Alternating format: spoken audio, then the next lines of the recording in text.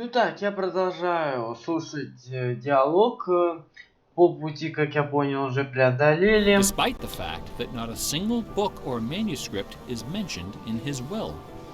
Over the years, he speculated, some of those books must have found their way into local collections. And so, the good Reverend Doctor scoured the British countryside, taking inventory of literally every bookshelf within 50 miles of Stratford.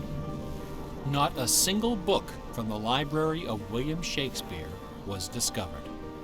Neither were there found any letters to, from, or about Shakespeare.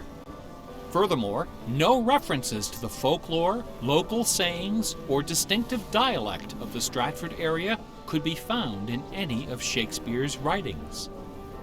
After 4 years of painstaking research, Dr. Wilmot concluded, to his own dismay, that only one person contemporary with Shakespeare of Stratford had ever demonstrated the wide-ranging education and expressive talent needed to compose those poems and plays.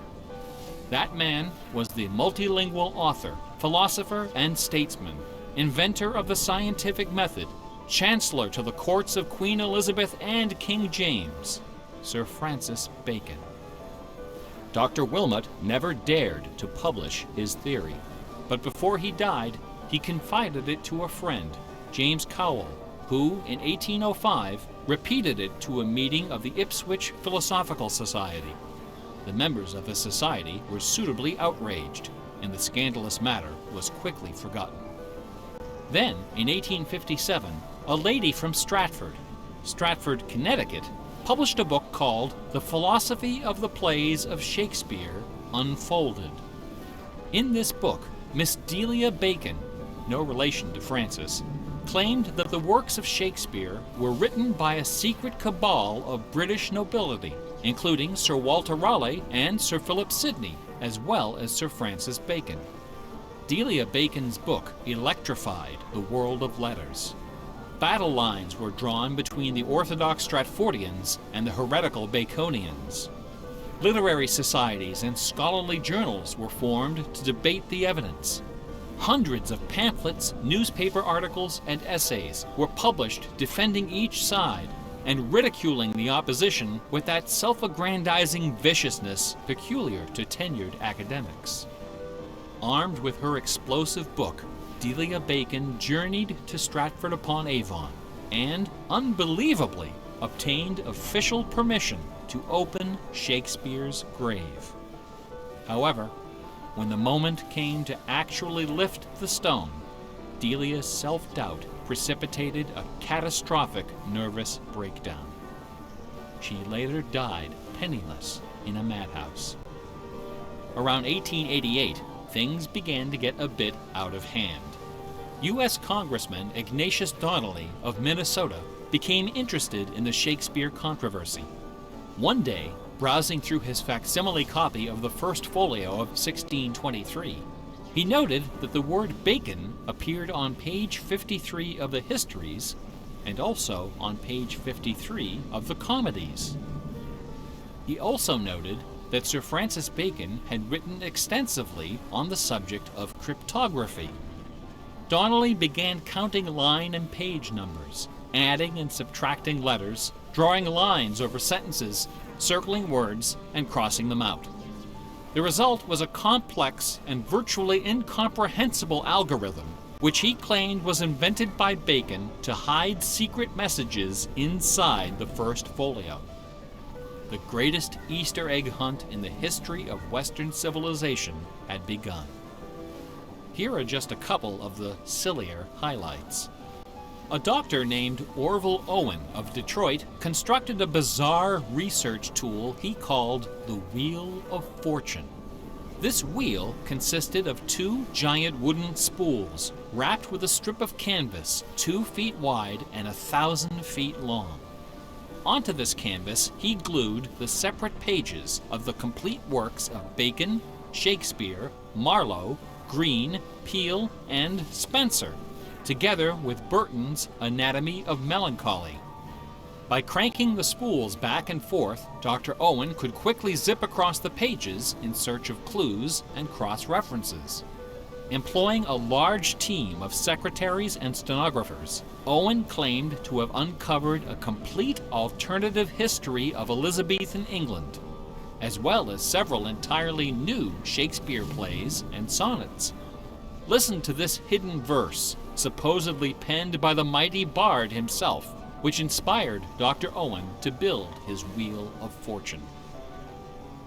Take your knife, and cut all our books asunder, and set the leaves on a great firm wheel, which rolls and rolls, and turning the fickle rolling wheel, throw your eyes upon Fortune, that goddess blind, that stands upon a spherical stone, that turning and inconstant rolls in restless variation.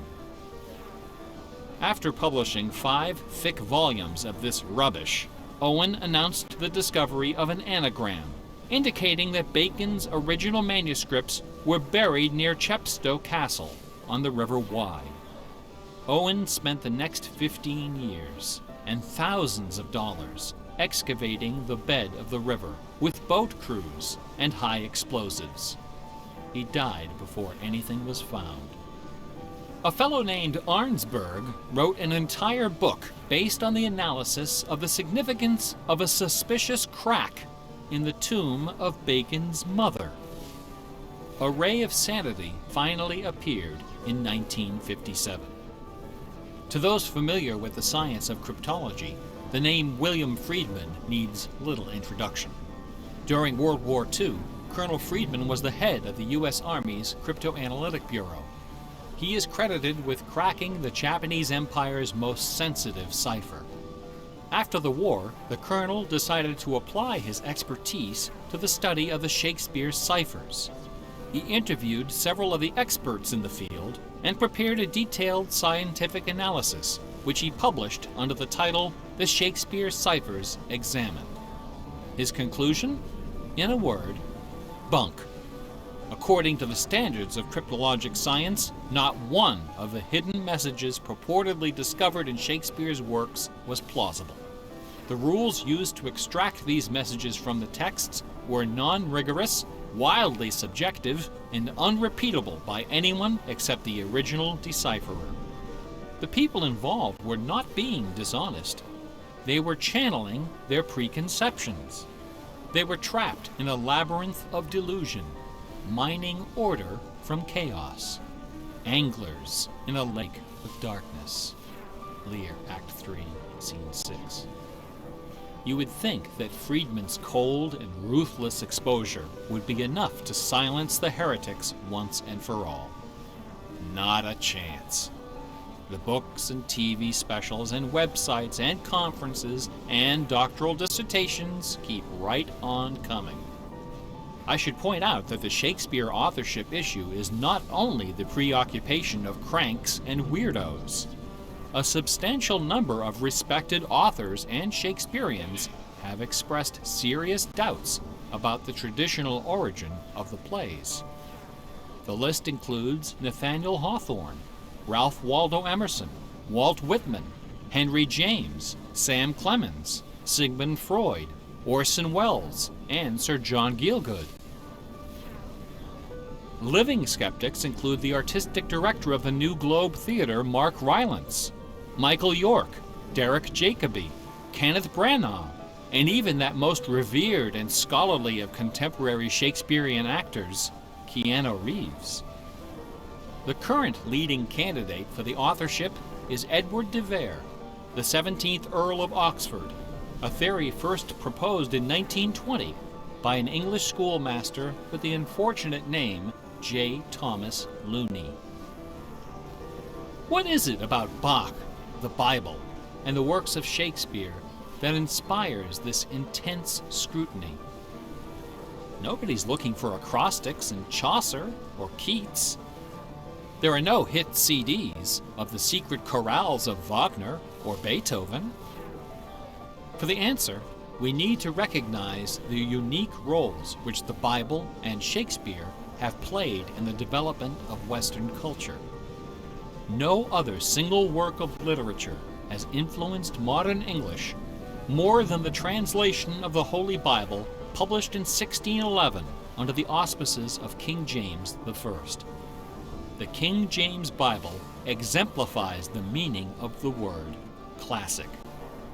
It has been called the noblest monument of English prose, the very greatest achievement of the English language. It has served as an inspiration for generations of poets, dramatists, musicians, politicians, and orators. Countless people have learned to read by repeating the phrases in this, the only book their family possessed. Our constitutions and our laws have been profoundly shaped by its cadences and imagery. But even the glory of the King James Bible, compiled by a committee of 46 editors over the course of a decade, pales before the dazzling legacy of the Swan of Avon. The lowest estimate of Shakespeare's working vocabulary is 15,000 words, more than 3 times that of the King James Bible, and twice the size of his nearest competitor, John Milton. His poems and plays were written without the aid of a dictionary or a thesaurus. They didn't exist yet. It was all in his head. When Shakespeare had a thought for which Elizabethan English had no word, he invented one. The Oxford English Dictionary lists hundreds of everyday words and phrases which made their first appearance in the pages of the Bard. Addiction, alligator, assassination, bedroom, critic, dawn, design, dialogue, employer, film, glow, gloomy, gossip, hint, hurry, investment, lonely, luggage, manager, switch, torture, transcendence, wormhole, zany. Hamlet alone contains nearly 40 of these neologisms. Who today would have this audacity, this giddy exuberance of invention? Only one other English author even approaches Shakespeare's facility for coining new words: Sir Francis Bacon. In the modern era, the record holder is Charles Dodgson, better known as Lewis Carroll, who, interestingly, also happens to be the second most quoted author in English, after Shakespeare. Everyone has been profoundly molded by the influences of the King James Bible and Shakespeare. Like it or not, all of us peer at the world through the lenses of these great works. They are the primary source documents of modern English thought, the style guides of our minds. Contemplating these dazzling jewels of wisdom and eloquence gives rise to an extraordinary feeling, a potent, rare, and precious emotion with the potential to completely upset your life. An emotion powerful enough to make a man abandon his wife and children, forfeit career and reputation, lay down his possessions, and follow his heart without questioning. That sweet, sweet fusion of wonder and fear, irresistible attraction, and soul-numbing dread known as awe. Awe is the grail of artistic achievement. No other human emotion possesses such raw, transformative power, and none is more difficult to evoke. Few and far between are the works of man that qualify as truly awesome. It is awe that convinces a rabbi to spend a lifetime decoding Yahweh from the Pentateuch. Awe that sends millions of visitors each year to the pyramids of Giza, Guadalupe, and Mecca. It was awe that drove poor Delia Bacon to her doom. Now, please don't come away from this lecture thinking that the key to awesome game design is the installation of Easter eggs. Ordinary games with their contrived Easter eggs and cheat codes are like the Battery of the Month Club. You have to trudge down to the back of the store to get what you really came for. If superpower is what people really want, why not just give it to them? Is our imagination so impoverished that we have to resort to marketing gimmicks to keep players interested in our games? Awesome things don't hold anything back. Awesome things are rich and generous. The treasure is right there. One afternoon, I was sitting alone behind the counter at that old Radio Shack store. My boss had stepped out for some reason. An elderly woman walked through the front door. Like most of our customers, she was shabbily dressed, probably on a fixed income. I assumed she was there for her free battery, but instead, she placed a portable radio on the counter. This little radio came from the days when they boasted about the number of transistors inside on the case. It was completely wrapped in dirty white medical tape. The woman looked at me and asked, "Can you fix this?" Slowly, I unwrapped the medical tape, peeling away the layers until the back cover of the radio fell off, accompanied by a cloud of red dust.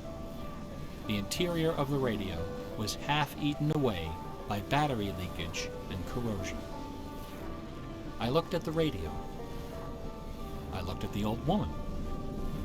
I looked back at the radio. I reached behind me, where the expensive alkaline batteries were hanging like prescription medication, and removed a gleaming 9-volt cell from its gold blister pack. Then I pulled a brand new transistor radio from a box, installed the alkaline, and helped the lady find her favorite station. No money changed hands. She left the store without saying a word. Awesome things are kind of like that.